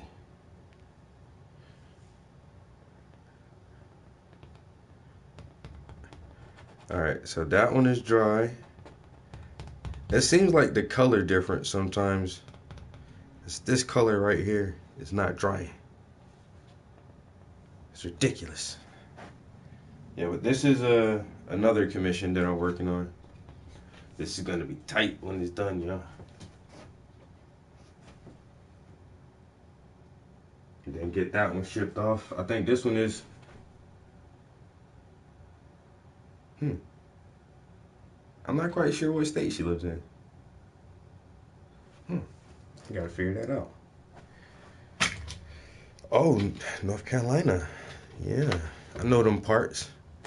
Being from South Carolina, you know, not exactly the same place, but basically, you know, North and South Carolina was one state at one time just called Carolina. But when Carolina, no. Yeah, when Carolina was one state, right? A lot of everybody think that motherfucking all the slaves tried to run to the north. Oh, run north to the freedom. Underground Railroad. A lot of slaves went south. A lot of them. And started mingling with the fucking Indians down there. Choctaw and Senecas and some other fucking Indians in Florida and shit, yo. The Seminoles and all them other shits like that. And so a lot of the fucking slaves was leaving Carolinas and shit. Goddamn going down into Georgia and to Florida. And so like the border of Georgia and Carolina was so wide open, it was like it was too much. You know, too many escapees was getting away. So they separated the states. They separated Carolina into North and South and made South Carolina like a buffer zone for Georgia. You know, because most of the slaves were mostly in like the northern part of Carolina. So they separated, North and South Carolina and put that little state there just to kind of control that area a little bit more so that so many motherfucking slaves wouldn't get down to fucking Georgia and shit. Just a little bit of history about the Carolinas. Since, like I say, I'm a Carolina boy. I love our fucking history. Just gotta know all that shit. But that's crazy. You left from the north and went to the south. And I left from the south and went to the north. So I left South Carolina and went to PA. But it's all good, you know. I can live in any environment, you know. City, rural areas, it don't matter. A lot of people can't adjust, yo. I've met several people who could not adjust to living in the South. And I lived in Philadelphia for like 6 years. Can I do it? Yeah, with no problem. You know what I'm saying? But do I want to? Not really. Do I want to live it like in the inner city of Philly? Nah, no, those aren't. That's not the kind of environment I like anymore. When I was 19, oh yeah, I was all about that shit, son.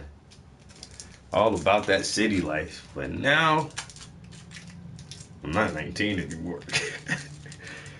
And I don't need that much action. God dang. Philly is non-stop. It's like a little New York. I mean, non-stop. My first week in Philly, I seen somebody get murdered. Like, seen the gun shoot somebody dead in the street, broad daylight. Like, whoa. Like, my first week in Philly. Off a bicycle. It was a drive-by on a bicycle. Can you believe that? Yeah, because it took place in Philly.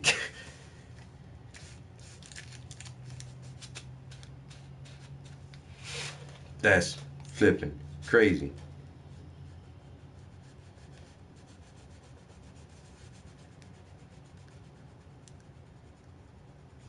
Just clean this up a little bit. Cause it's smudge. Got smudges. You know what I was thinking about though? Like, what if I All right, you know how back in the olden times, for people of nobility to be recognized when they send parcels or letters, they had a stamp made, and you know they would for a seal, and they would pour wax to close the envelope or a letter or something and stamp it with and put their seal on it. What if I get one of those made? Yeah, I might get one of those made. Yeah, personalize my shit. So when I send people stuff, man, if you ain't got that wax seal, it might be a forgery. Ha! What up?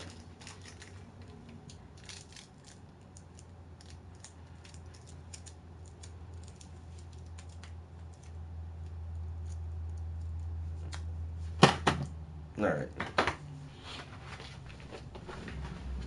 Gotta sign this thing out. Where's the pencil? Oh, to this yeah. I might even where's my phone?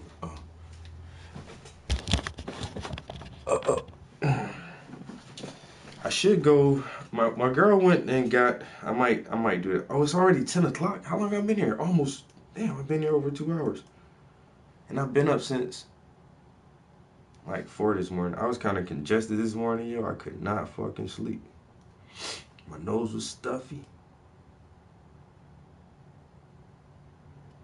I asked my girl to get me some sleeves, and she said that she saw a couple different kinds, but she got me one that I could use. It's not exactly what I wanted, but it's usable. But I think I might, before I ship this out, I might run up to the art supply store and see if they have some art sleeves, because I don't flipping have any, and it's like, I can't believe I ran out of art sleeves. Oh, crap.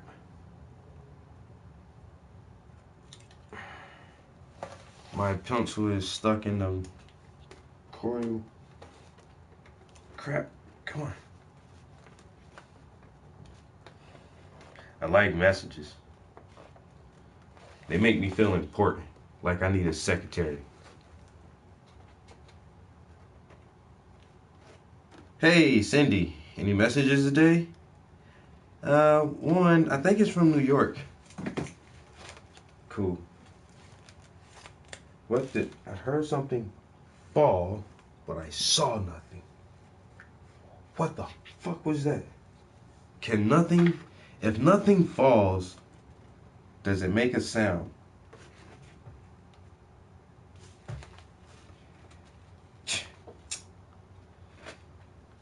Yeah.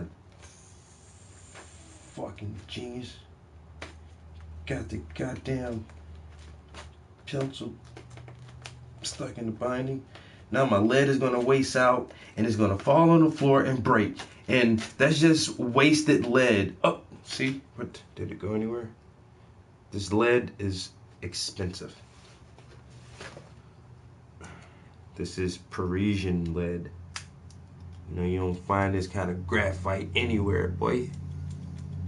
Yeah, son. That's that good shit. Sign my name. Ooh, ooh, ooh.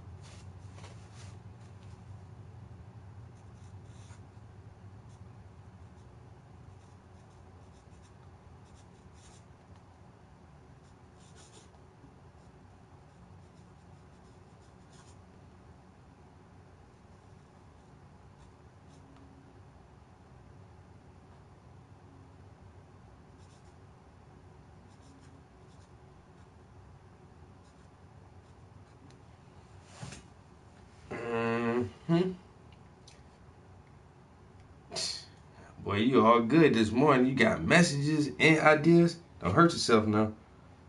You're doing too much now. Don't hurt yourself. I like ideas too, man. Come on. Oh, the idea gonna be in a message. Okay.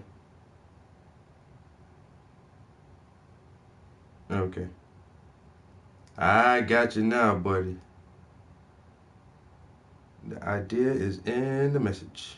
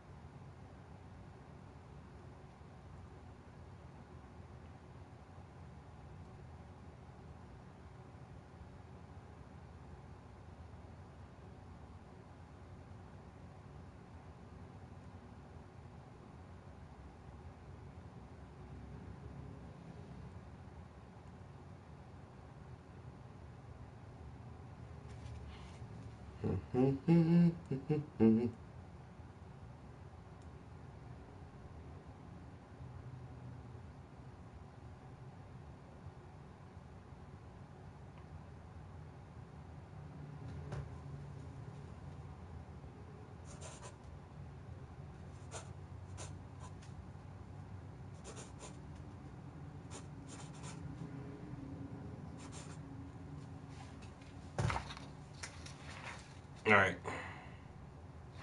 Yeah, let me run up to the art supply store and see if I can find some sleeves. Yeah. The idea is in the message. And the message is an idea. The idea is a message. You see how deep this shit is? The idea is a message. The message is in the idea. Oh my God. The idea is in the message. You get it? You get it now? The idea is in the message. Boy, I gotta write that down. The message is in the idea. The idea is in the message. Because I got ideas. So I'm gonna send you a message. Yeah. I think I'm ready for this shit, yo. I think I'm ready now. It's deep, son. That's deep, like water. You know what I'm saying? Deep like waters, man.